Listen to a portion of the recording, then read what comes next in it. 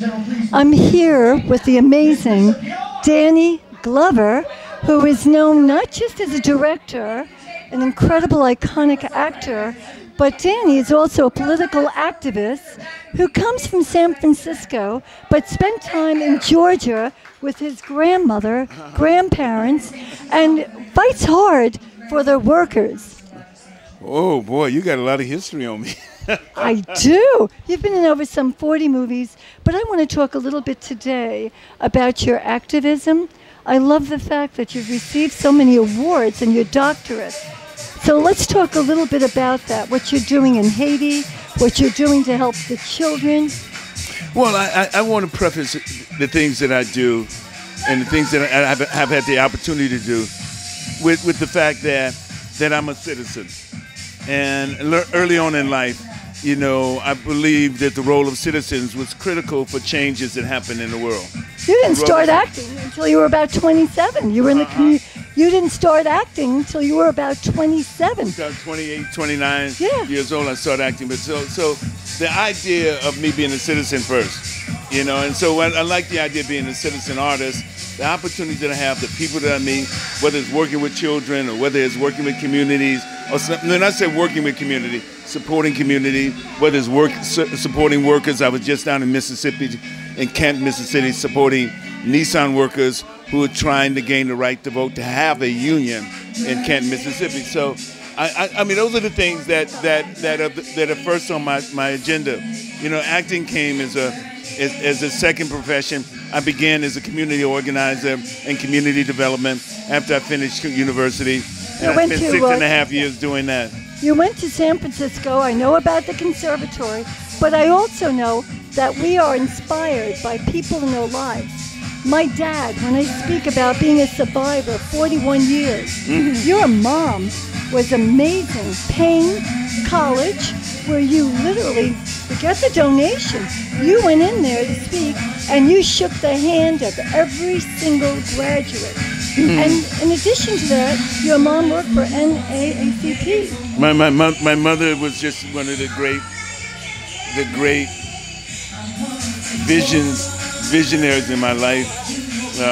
She was just extraordinary. My father was unequivocally the most beautiful man that I ever met in my life. He had such a gentle spirit. And I think I'm a manifestation of the two of them, in a sense, you know. They were postal workers. They were postal workers. My mom graduated from college in 1942 in Louisville, Georgia, Payne College. She went to New York. She met my father in New York, and they were married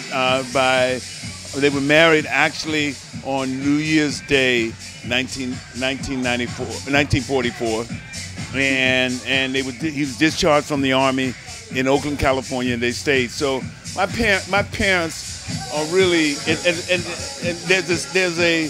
there's not a disconnect between me and my parents. No, and your family. I was fortunate enough to understand and appreciate my parents and the life that they tried to build, the home that they tried to build for the family. They weren't perfect. None of us are perfect, but it's absolutely. They are why I'm standing here right now.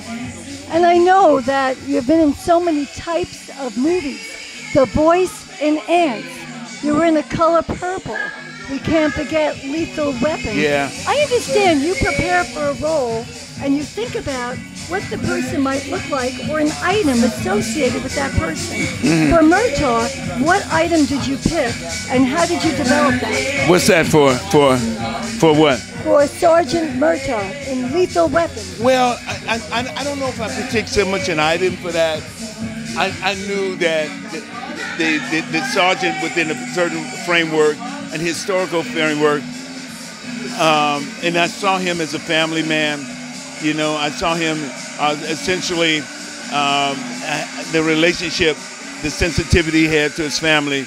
Those are the kind of things that I tried to highlight first of all.